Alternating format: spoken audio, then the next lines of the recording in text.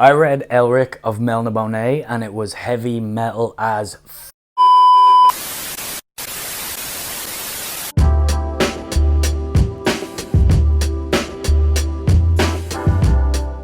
Hi guys, welcome back to StoryToob. First of all, I am just getting over laryngitis, so if my voice sounds like I've been smoking 40 packs a day for 50 years, that's why. It's getting a little better, I'm fine, but we're gonna get on with this review because I read Elric of Melniboné by Michael Moorcock. If you watched my Chronology of Fantasy Project video, you know that I want to read certain works in fantasy that were influential, important, changed the genre or pushed the genre in new directions, and Elric by Michael Moorcock was one of my top picks for a variety of reasons, not just with the time period it came out with. So this is 60s, 70s, sort of in response to Tolkien and his heroic myth fantasy. It's also what I consider to be an early progenitor of the grimdark subgenre, which is my favorite subgenre of fantasy.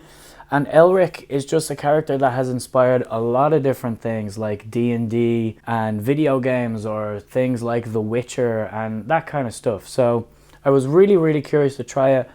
And because these sexy editions that they put out are in chronological order and all of the novellas and novels are collected in a very satisfying way, I think I'm going to start peppering in these novellas in these bind-ups, maybe between big hefty tomes or other books that I'm doing on this project, which will take a few years, by the way. But I just read the first novella this go around, so Elric of Melniboné. It is not the first published Elric book, but it is the first chronologically, so that's where I started. And I want to talk a little bit about it. If you've never read Elric before, the basic setup is a classic sword and sorcery dark fantasy hero quest with an anti-hero archetype. Elric of Melniboné is a new-ish emperor of the land of Melniboné. He lives in the city of Ymir, and the basic premise of this first book is that we see Elric, the new emperor, dealing with a threat to his throne from his evil, scheming cousin Irkun, and we see his loving relationship with the enigmatic Simoril in danger, and he embarks upon a quest to save her by way of claiming or doing a little side quest to claim the super heavy metal and totally awesome black swords Stormbringer and Mournblade. And we also see him blurring the lines between space and time and maybe unearthing some mysteries about the multiverse. So if you don't know, Michael Moorcock's body of work is kind of considered a multiverse, so it is Michael Moorcock's multiverse. So he's written a lot of stuff in this multiverse. One could say there is a lot of Moorcock. Mucho coco. Miguel mucho coco. So again, the time period and context of this series is interesting because Moorcock started writing Elric in the 60s. I think this particular novella came out in 71 or 72. And in response to the clean archetypal hero characters of Tolkien, he created this complex, I guess, anti-hero, but I still see Elric as kind of a hero. But he's an interesting early prototype of that grimdark anti-hero, or just the unconventional hero. So it's actually far more complex than I think I was expecting going in. I was expecting classic hero myth structure, but with just an edgy central character. And I did get that to a degree, but it was far more complex in a good way than I was anticipating. And it was quite refreshing to read, actually, the pacing of it all. He doesn't spend too much time on like over-explaining world building. He just kind of throws you into the weirdness and the metalness of it all while you're following quite a complex character and quite a layered character, and he packs quite a bit in to so few pages. I think this novella is only about 190 pages, maybe 160 pages in the edition that I have. Elric is presented as this unconventional sword and sorcery hero, so he's not a big, broad-chested Arnold Schwarzenegger Conan. He is a slender, sickly, albino drug addict who loves sex, drugs, and rock and roll, or sex, drugs, and black magic. You can see the influence on heavy metal for sure, and the influence on Dungeons and Dragons. But he is that unconventional kind of sword and sorcery hero where he's far more contemplative. It's a bit more thoughtful, even though the story, of course, is a grand adventure, and then we go off and we swing swords and we battle demons and we traverse the weird realms. But I do think there's far more layers to this than I was expecting, and I really appreciated that. So we see Elric struggling with this internal morality and the external expectations of this society that he's been raised in. And I actually found some of Elric's struggles a bit relatable in that sense. So he kind of feels this sense of being born in the wrong place at the wrong time.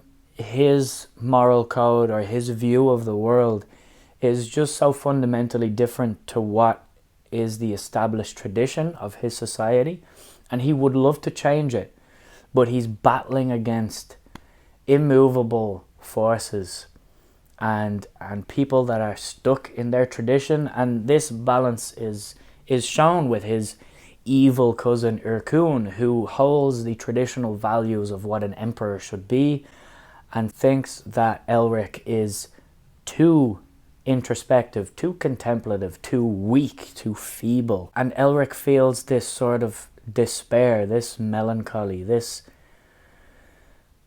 weird balance between youthful idealism and adult cynicism. And it's quite nice to read about, actually. And some of the passages that Michael Moorcock are surprisingly profound at times. And a really interesting aspect to this complexity as well is the relationship, the central relationship or love interest, which, going into a sword and sorcery classic from the 70s, I was expecting cool hero swings a sword, gets the girl, and they bone.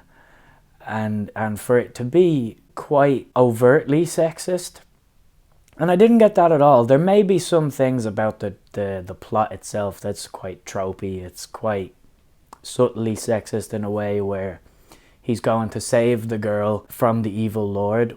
But I feel like the central relationship and the dialogue between Sammael and Elric is actually quite ahead of its time. So she doesn't just act as this superficial love interest. She challenges him. She forces him to change his thinking, or she gets him to see the new possibilities or the room for growth or new thinking, or here's how you could go about bringing change to Melniboné. And she challenges that melancholy, that cynicism inside him. And I actually really liked that. And there's not too much of it. It's not particularly deep. But it is not as superficial as I was maybe expecting it to be, which was a pleasant surprise. And aside from those small character bits, there is just this sense of metal, gothic, dark fantasy, and they're the superficial aesthetics that I really like. I think it's my favorite kind of fantasy, with this lone, contemplative, introspective hero or anti-hero or villain that is struggling on an emotional, psychological level, but it is still full of adventure. It's quite violent.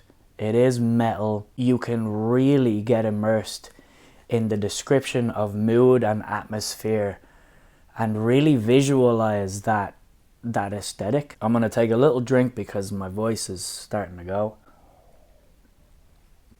But I want to get this video out there. And as very quick examples of what I'm talking about, I was just very pleasantly surprised with Michael Moorcock's writing here. I think he's a wonderful writer, actually. And I'm gonna just read a couple of examples of the the prose that really, really works for me and the aesthetic that really works for me. But first of all, I'm going to take off the dust jacket because we are not animals. We live in a society and we treat our books with care. So there we go. And I'm going to just read the opening page first, and then I'll skip ahead to a scene where I just think describes the atmosphere and the aesthetic perfectly well, and the tone. And I think these are perfect examples of what I really like in fantasy and in regular fiction as well. So if you've been watching more of our videos, thank you, first of all. But you know that mood, tone and atmosphere, and then descriptions of the elements and the weather affecting the mood of character, that happens in some of my favorite crime fiction as well. I get really, really immersed in that kind of stuff. So anyway, this is chapter 1, page 1, A Melancholy King. It is the colour of a bleached skull, his flesh, and the long hair which flows below his shoulders is milk white. From the tapering, beautiful head stare two slanting eyes, crimson and moody, and from the loose sleeves of his yellow gown emerge two slender hands, also the colour of bone, resting on each arm of a seat which has been carved from a single massive ruby. The crimson eyes are troubled, and sometimes one hand will rise to finger the light helm which sits upon the white locks, a helm made from some dark greenish alloy, and exquisitely moulded into the likeness of a dragon about to take wing. And on the hand which absently caresses the crown there is a ring in which is set a single rare Actorio stone, whose core sometimes shifts sluggishly and reshapes itself, as if it were sentient smoke, and as restless in its jewelled prison as the young albino on his ruby throne. I love the setting and the imagery that conveys. That aesthetic is perfect fantasy for me. So I was really, really surprised about some of the writing in this. I was expecting it to be a bit more punchy, if that makes sense. So the difference in modern fantasy, which obviously takes a lot of time to set you in the world and the setting, and for certain books to be quite info dumpy, I didn't necessarily find that here, and I was expecting it to veer away from the info dump and the large passages of world building, and for you to just discover it as you go along. But I wasn't necessarily expecting that kind of verbose description and really setting the tone in the prose, and it was a really nice surprise. And there's another scene here that I'm going to read really quick where it's describing the tone perfectly to me, and it's conveying that imagery that was so influential on heavy metal in that time period, like bands like Iron Maiden. I'm just thinking of album covers with this particular scene. By the time they reached the horses, the sky was grey overhead and full of boiling blackness not far away in the east. They heard the grumble of thunder and the crash of lightning. The sea was threshing as if infected by the sky's hysteria. The horses snorted and pawed at the sand, anxious to return. Even as Elric and Sumoril climbed into their saddles, large spots of rain began to fall on their heads and spread over their cloaks. Then, suddenly, they were riding at full tilt back to Ymir, while the lightning flashed around them and the thunder rode like a furious giant, like some great old lord of chaos attempting to break through, unbidden, into the realm of earth. Sumoril glanced at Elric's pale face, illuminated for a moment by a flash of sky fire, and she felt a chill come upon her then, and the chill had nothing to do with the wind or the rain, for it seemed to her in that second that the gentle scholar she loved had been transformed by the elements into a hell-driven demon, into a monster with barely a semblance of humanity. His crimson eyes had flared from the whiteness of his skull like the very flames of the higher hell. His hair had been whipped upward so that it had become the crest of a sinister war helm, and by a trick of the stormlight, his mouth had seemed twisted in a mixture of agony and rage. And suddenly Sumoril knew. She knew profoundly that their morning's ride was the last moment of peace the two of them would ever experience again. The storm was a sign from the gods themselves, a warning of storms to come. She looked again at her lover. Elric was laughing. I just love that shit. That's so good. It really conveys that heavy metal imagery. You can see the influence on the tone of heavy metal music even as well. So it's a really, really cool bit of history, bit of fantasy history, and it's exactly why I wanted to start doing this project and reading some of these classics and knowing contextually the time period as well. So this was a perfect read. It's a 5-star read for me. I'm going to continue with some of the other novellas, just peppering them in throughout the rest of the year, I think. And hopefully I can finish this first collection in the next couple of months, peppering in the next 3 novellas that are in here. And it was a wonderful read. Really, really surprised how much I vibed with the writing, how much I vibed with the prose. The story itself is, of course, a little basic, but there's enough weirdness and creative description and scene setting, that it was just a really, really fun, refreshing read. That felt dated in some ways in terms of tropey plot, but felt quite modern in terms of some of the character complexity and pacing.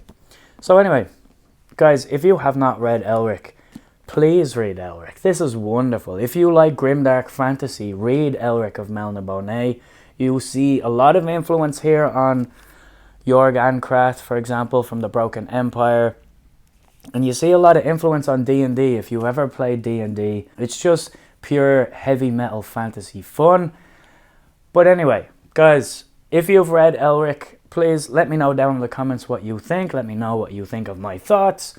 And I'm going to continue on this journey into the Chronology of Fantasy, and I'm going to finish off the rest of the novellas in that bind-up. I'll be starting Pratchett today for the month of Alan reads. If you don't know, we're doing an homage to Alan from the Library of Alexandria. So I'll be reading a couple from the Chronology of Fantasy there as well. Thanks so much for listening to the review. If you like it, like it. If you want to subscribe, feel free to subscribe. And hopefully by the time I next do a video, my voice will work again. I'll see you guys next time.